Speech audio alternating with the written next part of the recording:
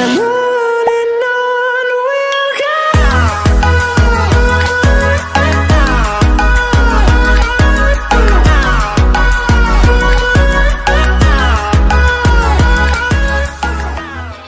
Assalamualaikum warahmatullahi wabarakatuh. Kami dari kelompok 2 akan mempresentasikan hasil diskusi kami mengenai studi kasus peserta didik yang tidak naik kelas 10B SMA Panca Bakti Pontianak. Sebelum itu, saya akan memperkenalkan anggota dari kelompok 2. Yang pertama ada Juwita Hartati dengan NIM 2505666, Aida Raihana dengan NIM 2404072, dan Yusrina Salma dengan NIM 2505008. Selanjutnya, materi akan disampaikan oleh teman-teman saya. Jadi di sini ada mind map tentang analisis 2 siswa yang tidak naik kelas yang disebabkan oleh beberapa faktor. Yang pertama yaitu ruang lingkup evaluasi. Ruang lingkup evaluasi sendiri itu dibagi menjadi 5. Yang pertama, evaluasi formatif, yaitu evaluasi yang dilakukan pada saat merencanakan suatu program dengan tujuan menghasilkan informasi yang akan dipergunakan untuk mengembangkan program agar program sesuai dengan masalah atau kebutuhan masyarakat. Dalam kasus ini, yaitu program bimbingan dan konseling, yang merupakan bantuan yang dapat diberikan kepada peserta didik agar mampu berubah ke arah yang lebih baik dan mampu bersikap sesuai dengan identitas yang sebenarnya.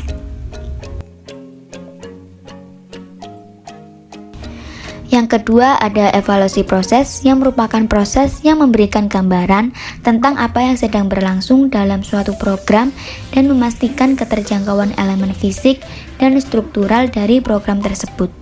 Peserta didik mampu mengarahkan diri dan berkembang secara optimal dalam bidang pengembangan kehidupan pribadi, kehidupan sosial, kemampuan belajar, dan perencanaan karir melalui berbagai jenis layanan dan kegiatan pendukung berdasarkan norma-norma yang berlaku melalui proses pembelajaran. Yang ketiga ada evaluasi sumatif, yaitu memberikan pernyataan efektif suatu program selama kurun waktu tertentu dan dimulai setelah program berjalan, untuk melihat sejauh mana keberhasilan bantuan yang diberikan terhadap subjek kasus, maka peneliti melakukan evaluasi terhadap perilaku subjek kasus. Dalam kasus ini, yang pertama dengan wawancara dengan guru mata pelajaran. Berdasarkan hasil evaluasi dengan guru mata pelajaran, subjek kasus sudah banyak mengalami perubahan terutama dalam masuk sekolah. Subjek kasus sudah rajin masuk sekolah. Yang kedua ada wawancara dengan wali kelasnya sendiri. Berdasarkan hasil evaluasi dengan wali kelas, subjek kasus sekarang sudah banyak mengalami perubahan, terutama dalam hal masuk sekolah. Subjek kasus sudah rajin untuk masuk sekolah. Yang ketiga ada wawancara dengan subjek kasus. Yang berdasarkan hasil evaluasi dengan subjek kasus, ternyata subjek kasus sekarang merasa banyak mengalami perubahan. Perubahan yang dimaksud yaitu subjek kasus sudah rajin masuk sekolah. Selain itu, subjek kasus sekarang merasa lebih bersemangat untuk pergi ke sekolah. Evaluasi dampak program yaitu menilai dari keseluruhan efektivitas program dalam menghasilkan target pada sasaran. Yang pertama adalah subjek kasus. Subjek kasus ini menjalankan dengan baik karena alternatif bantuan yang sudah diberikan oleh peneliti. Subjek kasus juga akan mengusahakan ada waktu untuk ia istirahat agar ia bisa bersemangat dalam belajar dan tidak tidur selama jam pembelajaran berlangsung. Bekerja sama dengan wali murid agar dapat memonitor perubahan dan perkembangan pada subjek kasus agar bisa tetap bertahan dan memberikan dorongan serta pujian kepada konselor. Yang ketiga adalah guru mata pelajaran. Nah, guru mata pelajaran ini harus tetap memonitor perubahan dan perkembangan dari subjek kasus agar bisa bertahan dan melibatkan konselor dalam proses pembelajaran, baik dalam diskusi kelompok maupun dalam sesi tanya jawab. Keempat adalah orang tua. Nah, pada subjek kasus ini, orang tua bekerja sama dengan orang tua supaya subjek kasus berguna untuk tetap memonitor perubahan dan perkembangan subjek kasus ini supaya bisa tetap bertahan, memberi pujian dan hadiah kepada konseli agar perubahan dan perkembangan tetap bertahan dan menambahkan semangat konseli dalam belajar dan semangat masuk untuk sekolah. Yang kelima adalah evaluasi hasil.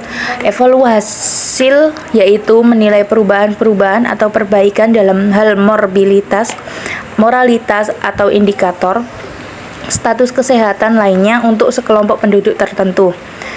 Kasus karakteristik adalah nilai tugas harian, nilai ulangan harian, dan ulangan umum tidak mencapai kriteria ketuntasan minimal. Acuh tak acuh dengan sekolah dan belajar, kurang bersemangat dalam belajar dan masuk sekolah.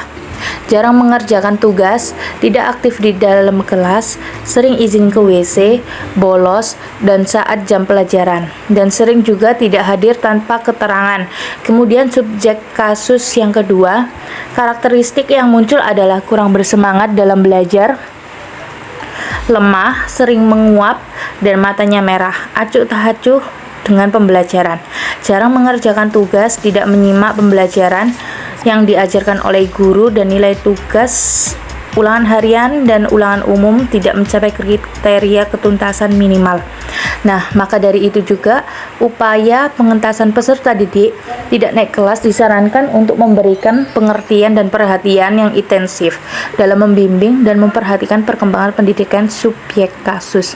Oleh sebab itu, maka perlu kerjasama antara kepala sekolah, wali kelas, guru pembelajaran, dan orang tua subjek kasus tersebut. Terima kasih. Baik, saya akan melanjutkan materi berikutnya mengenai objek evaluasi.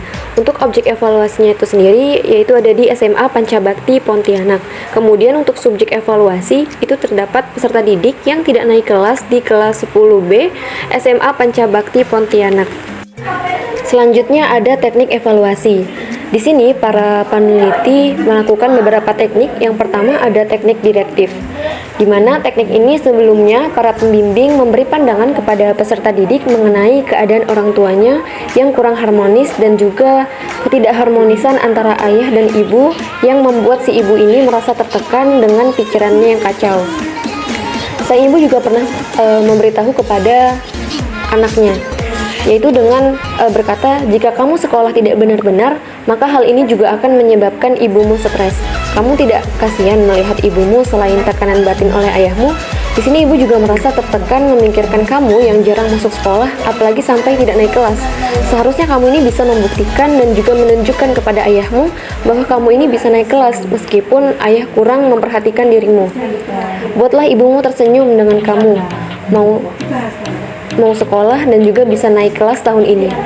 Pandangan yang diberikan ini juga bertujuan untuk membuka pikiran si subjek terkait agar si subjek ini bisa mengingat sang ibunya.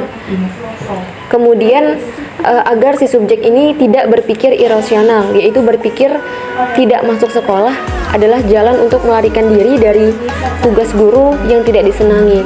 Tetapi si subjek ini harus membiasakan berpikir rasional, yaitu dengan menganggap bahwa tidak masuk sekolah adalah tingkah laku yang tidak baik, dan juga tingkah laku ini juga akan menyebabkan tidak naik kelas.